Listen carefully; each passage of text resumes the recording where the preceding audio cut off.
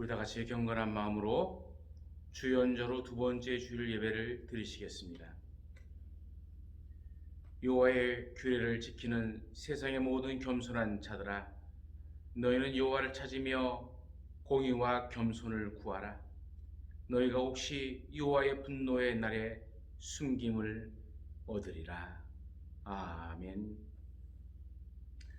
자비하신 하나님, 저희 마음이 심히 기쁩니다. 수많은 세상의 사람 가운데서 이 거룩한 주일에 예배드릴 수 있는 백성으로 선택하여 주신 주님의 은혜에 감사하고 찬양합니다. 이 기쁨을 말로 다할 수 없기에 기뻐 뛰며 주 앞에 나왔습니다.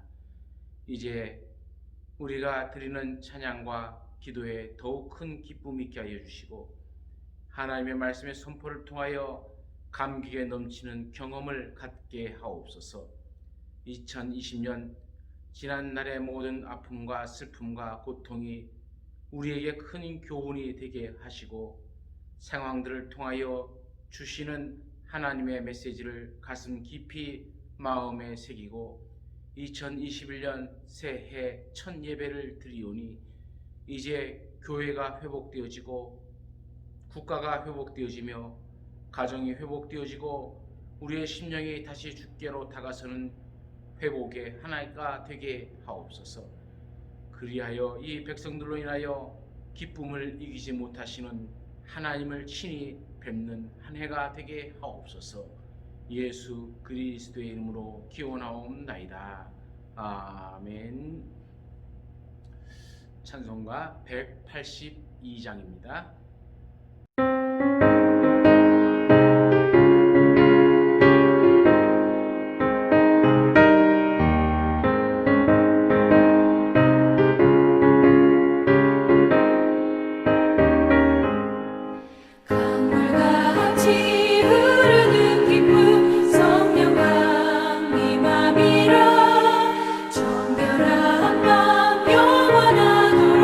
주의 거처 되겠네.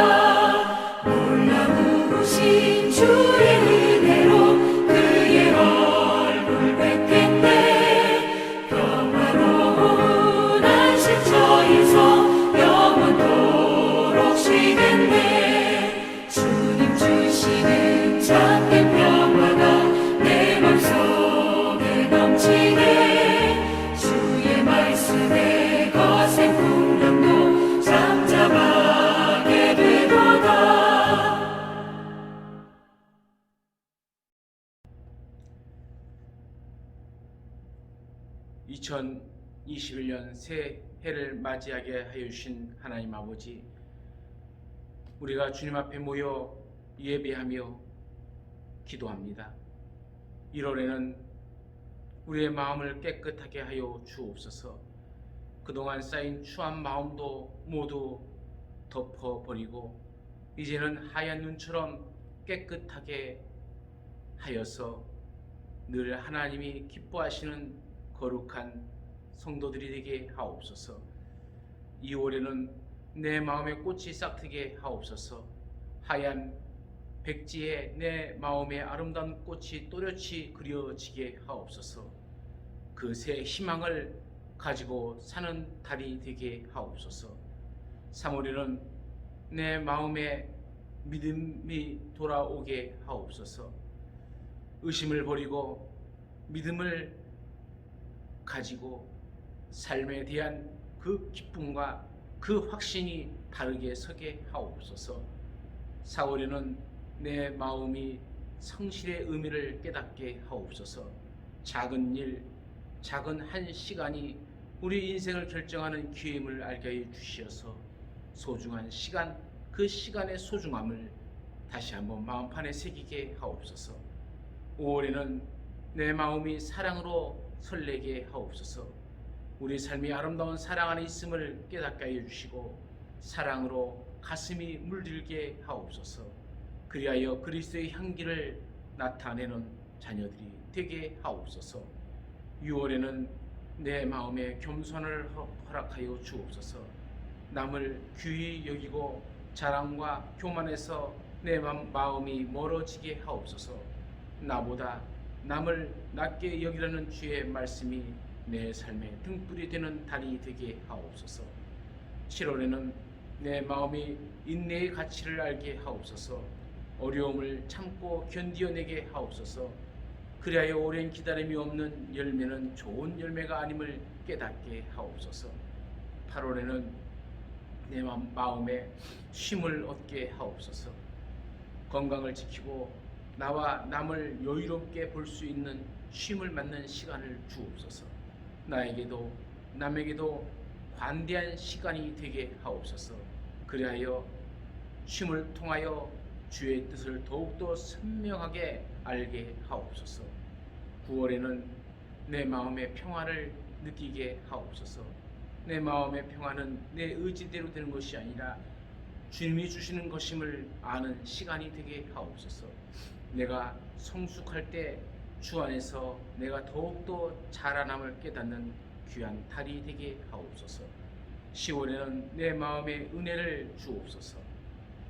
나의 오늘이 있게 한 하나님을 기억하게 해주시고 나의 나된 것은 모두가 주님의 은혜임을 깨닫고 하나님 앞에 또 우리 이웃들에게 착한 일들을 베풀어가는 손길이 달이 되게 하옵소서.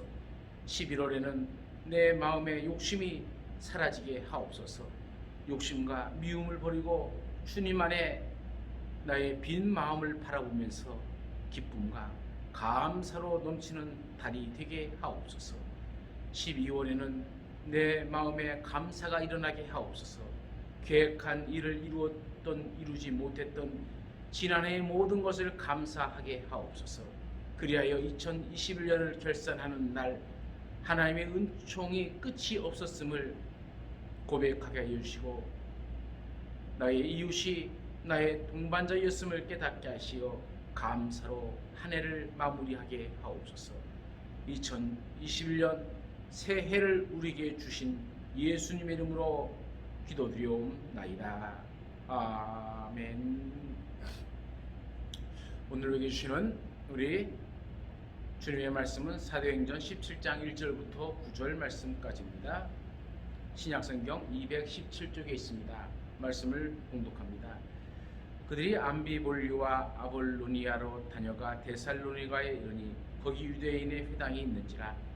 바울이 자기의 관례대로 그들에게로 들어가서 새 안식일에 성경을 가지고 강론하며 뜻을 풀어 그리스도가 해를 받고 죽은 자 가운데서 다시 살아나야 할 것을 증언하고 이르되 내가 너에게 전하는 이 예수가 곧 그리스도라 하니 그 중에 어떤 사람 곧 경건한 헬라인의 큰 무리와 적지 않은 귀부인도 고난을 받고 바울과 신라를 따르나 그러나 유대인들은 시기하여 저자의 어떤 불량한 사람들을 데리고 떼를 지어 성을 소동하게 하여 야손의 집에 침입하여 그들을 백성에게 끌어내려고 찾았으나 발견하지 못하매 야손과 및 형제들을 끌고 읍장들 앞에 가서 소리질러 이르되 천하를 어지럽게 하던 이 사람들이 여기도 이름에 야손이 그들을 맞아들였도다.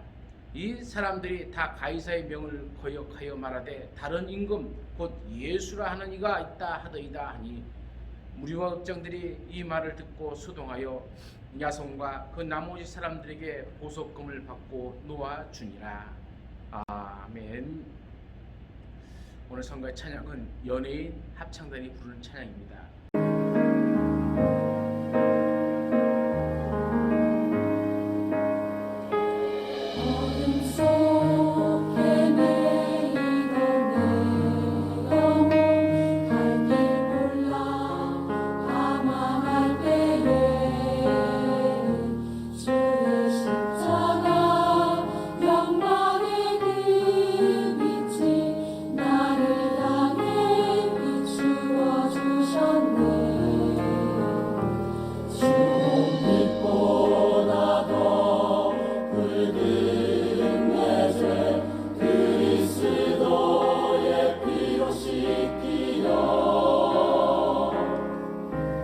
온전한 사랑 주님의 은혜로 새 생명 주께 얻었네.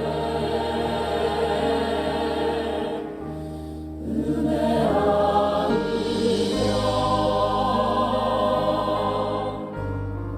나서지 못하네. 십자가의 그 사랑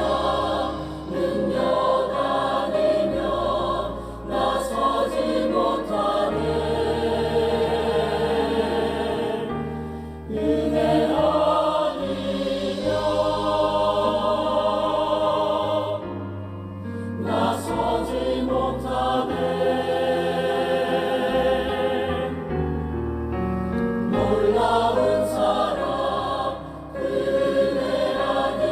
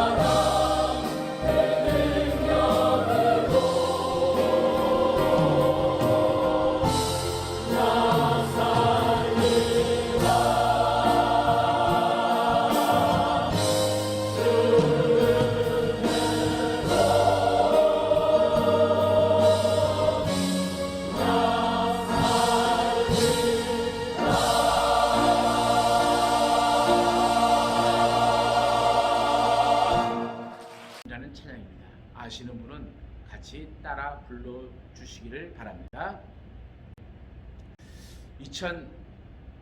2010년 1월 애플의 스티브 잡스는 아이패드가 최고인 이유를 설명하면서 누구나 하나씩은 가져야 한다고 강조했죠.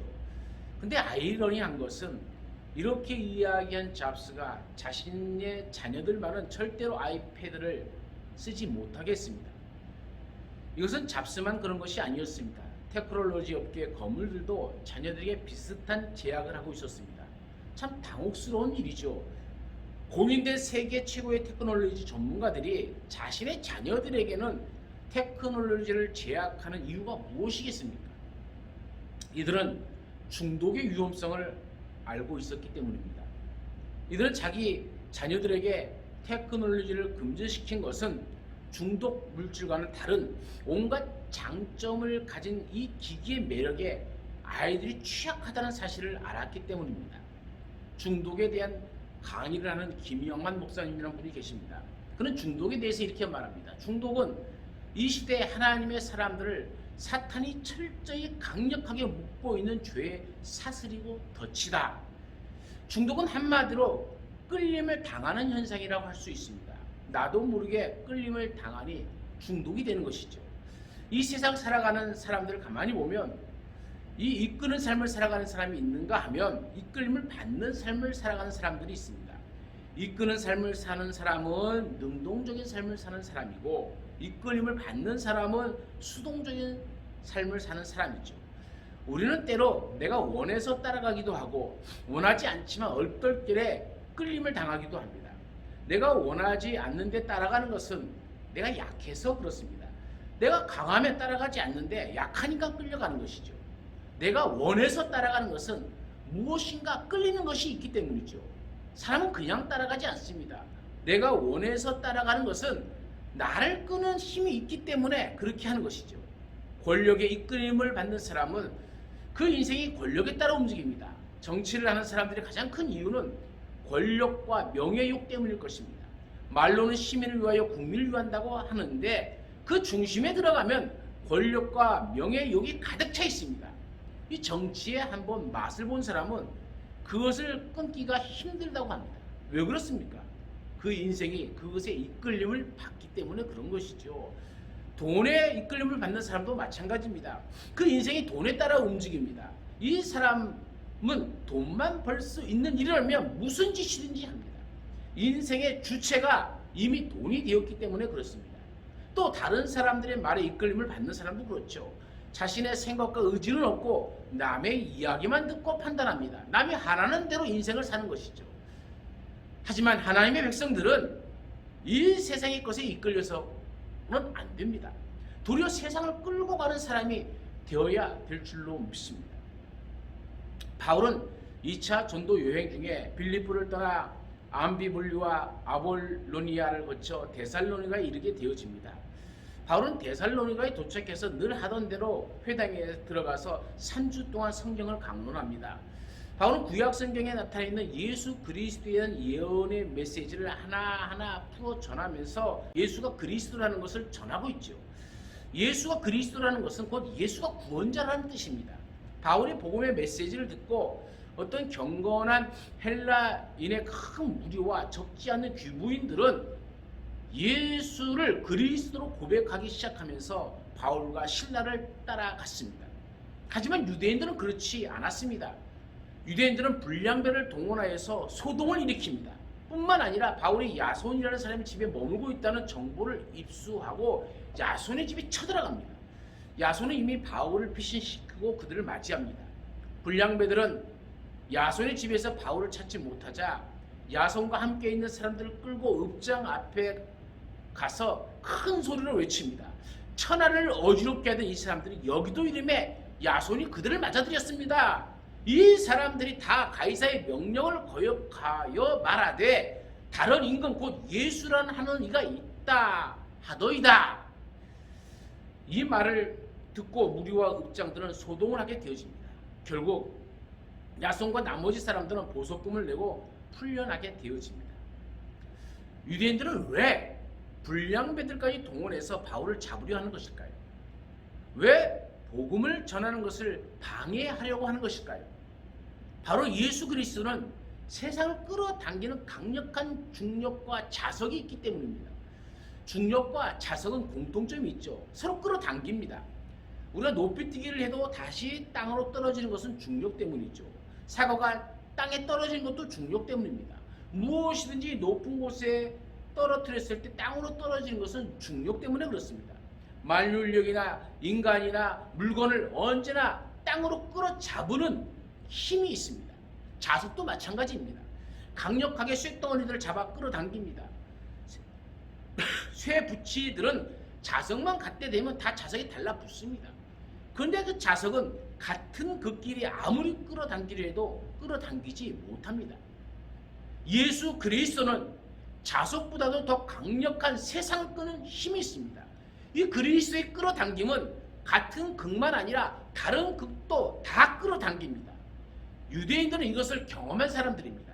이것을 경험하였기에 예수를 전하는 바울을 그냥 내버려둘 수가 없는 것이죠. 그런데 왜 예수 그리스도는 세상을 끌어당기는 힘이 있는 겁니까? 그것은 세상에 답을 주기 때문입니다.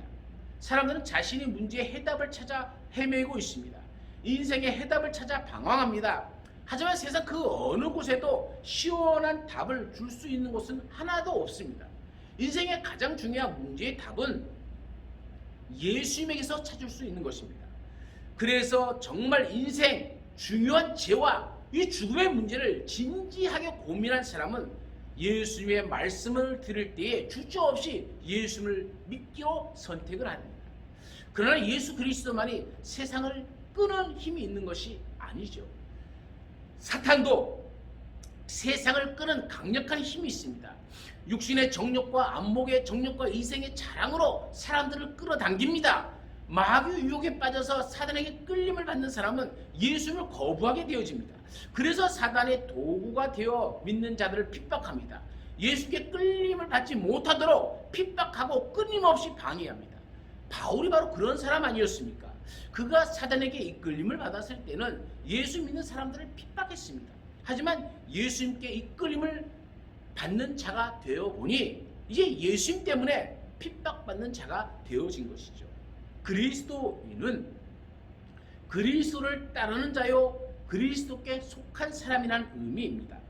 그러므로 사단에게 끌려다녀서는 안 됩니다. 세상의 것에 끌려다니서는 안 되는 것이죠. 세상을 끌고 가는 사람이 되어야 될 줄로 믿습니다. 그런데 우리가 세상을 이끌고 가는 그리스도인이 되기 위해서는 여러 가지가 설명할 수 있지만은 두 가지만 함께 나누고자 합니다. 첫 번째, 예수 그리스도께 이끌림을 받는 자가 되어야 됩니다. 하나님의 말씀에 이끌림을 받는 자가 되어야 됩니다. 바울이 세상을 끌고 가는 사람이 될 수 있었던 것은 먼저 예수님께 이끌림을 받는 자가 되었기 때문에 그렇죠. 하나님의 말씀에 먼저 이끌림을 받는 자가 되었기 때문에 그런 것입니다. 바울이 다메섹 도성에서 예수를 만나고 완전히 예수님께 이끌림을 받는 자가 되었습니다. 바울뿐만이 아닙니다. 세상을 이끌어가며 하나님께 쓰임받았던 믿음의 사람들을 보십시오. 하나같이 먼저 하나님께 이끌림을 받은 사람들입니다. 사이토 다카시가 쓴 세계사를 움직이는 5가지 힘이라는 책이 있습니다. 저자는 이 책에서 세계사의 흐름에 가장 중요한 역할을 하는 것이 인간의 감정이다 이렇게 보았어요. 그리고 그 감정을 만들어낸 5가지 힘이 세계를 움직여왔다고 얘기합니다. 그 5가지의 힘은 욕망, 모더니즘, 제국주의, 몬스터, 그리고 종교입니다. 이 네 번째 몬스터는 괴물을 말하는 것인데 이 괴물은 자본주의, 사회주의, 파시즘을 의미하는 겁니다. 그런데 제가 볼 때 한 가지 이 저자가 모르는 것이 있어요. 겉으로 보기에는 이 저자의 말대로 이 5가지의 힘이 세계사를 움직여 왔는지도 모릅니다. 하지만 배후에 하나님이 계시다는 것을 이 작가는 몰랐습니다. 세계사의 주체는 하나님이십니다. 구속사의 주체 역시 하나님이십니다.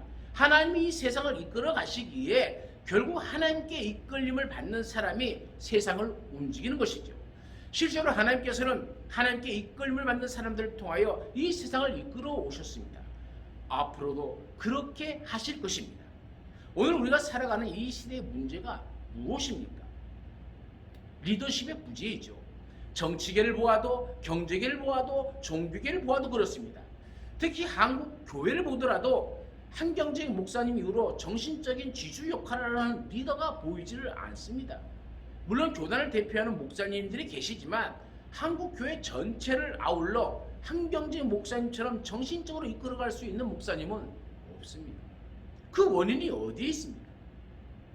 그것은 하나님께 이끌림을 받는 지도자들이 점점 줄어들기 때문입니다. 오히려 자신의 화려한 경력과 인간적인 능력을 더 의지하고자 하는 소위 인본주의적 자질을 갖춘 지도자들이 많기 때문에 그렇은 것이죠. 교회도 마찬가지입니다. 초대 교회의 7집사와 같은 믿음의 용장들이 잘 보이지 않습니다. 그 이유가 무엇일까요? 그것은 하나님의 이끌림을 받기보다도 자신의 경험과 지식으로 교회를 이끌어가려고 하기 때문에 그런 것이죠. 우리는 세상을 이끌어가기 위해 먼저 우리 자신이 예수 그리스도께 이끌림을 받아야 되는 자가 되어야 되는 것이죠. 하나님의 말씀에 이끌림을 받는 자가 되어야 된다는 것입니다. 두 번째는 끌고 가는 사람이 되어야 됩니다. 그럼 무엇으로 끌고 갑니까? 매력적인 사람이 되어야 된다는 겁니다. 사람이 어디에 끌리는 그 이유가 무엇입니까? 한마디로 매력이 있기 때문에 그렇죠. 그래서 그리스도인들은 매력적인 사람이 되어야 됩니다. 방송인이자 작가로 활동하고 있는 유인경 씨는 매력적인 사람이 가지는 6가지 공통점에 대해서 말했습니다. 이 6가지 공통점을 6S라는 표현을 했습니다. 이 S, 6가지 S로 시작하는 말인데 그 첫 번째가 심볼입니다. 매력적인 사람들에게는 다른 사람들에게 자신을 각인시킬 수 있는 심볼이 있다는 것이죠. 예를 들면 스티브 잡스는 프레젠테이션을 할 때 항상 청바지에 검은색 목트를 입고 나오는 것을 볼 수가 있었습니다. 그것이 스티브 잡스의 심볼이 되었습니다. 이 매력적인 사람은 그 사람을 생각할 때에 그 사람을 상징하는 무엇인가가 있다는 것이죠. 두 번째로는 심플입니다. 매력적인 사람은 단순하게 생각하고 단순한 삶을 산다는 겁니다.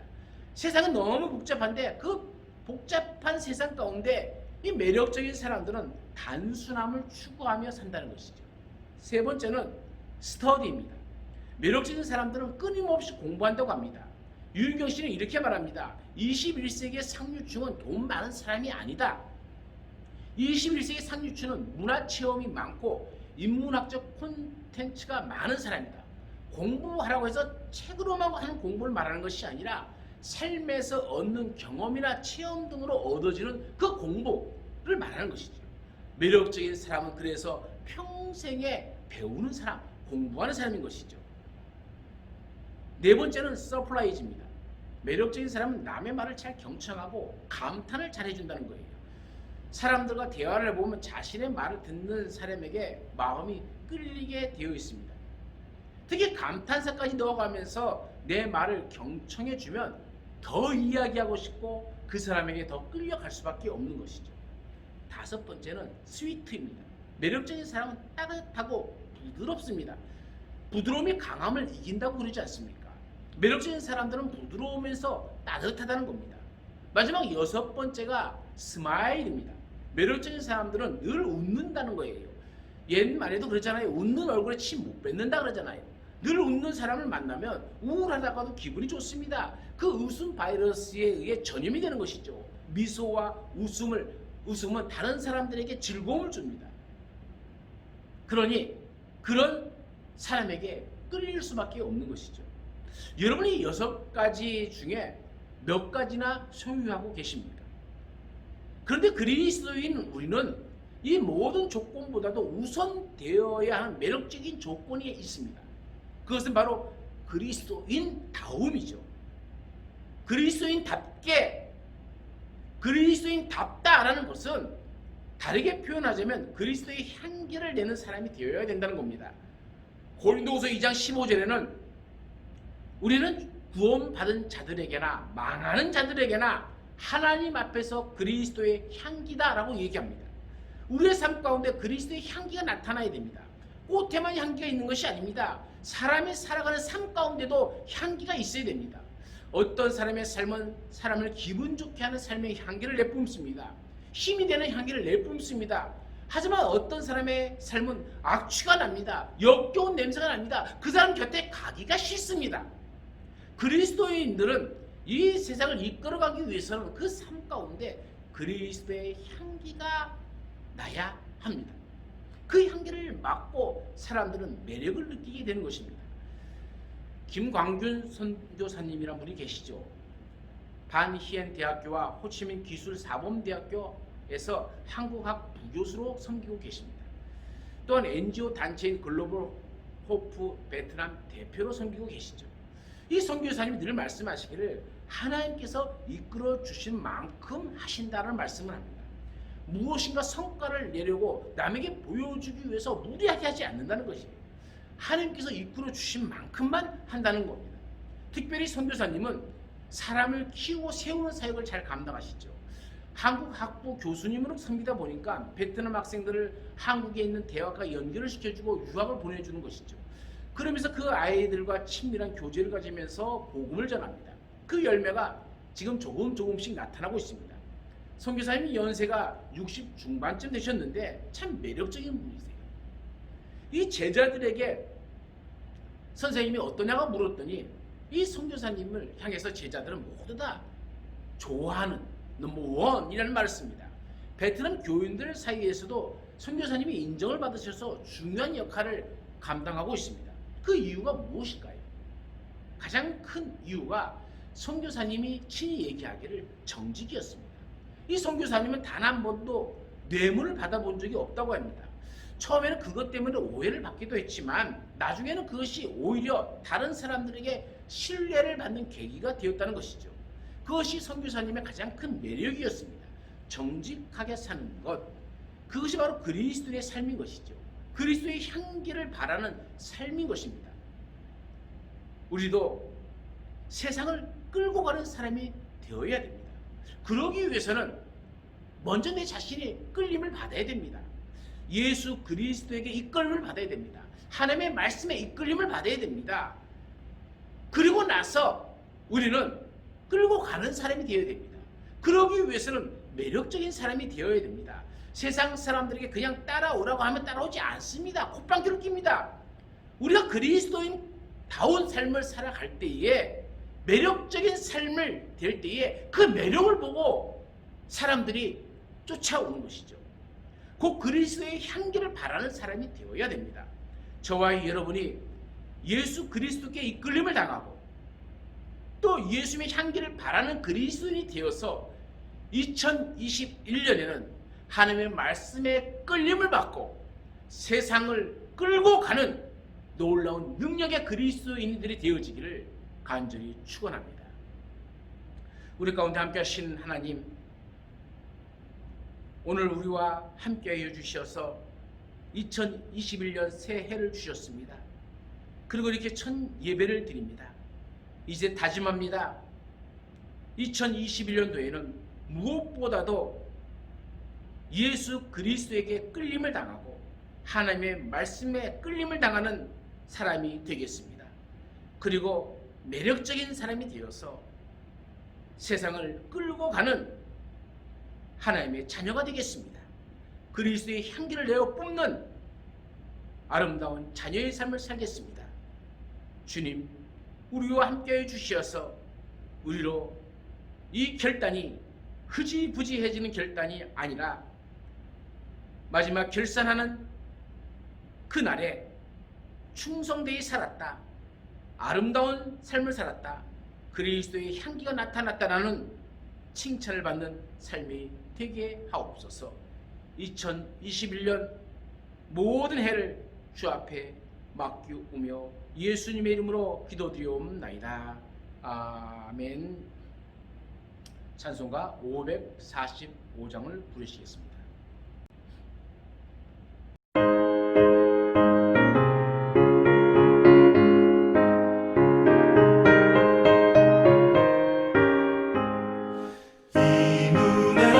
증거 아니 되어도 믿음만을 가지고서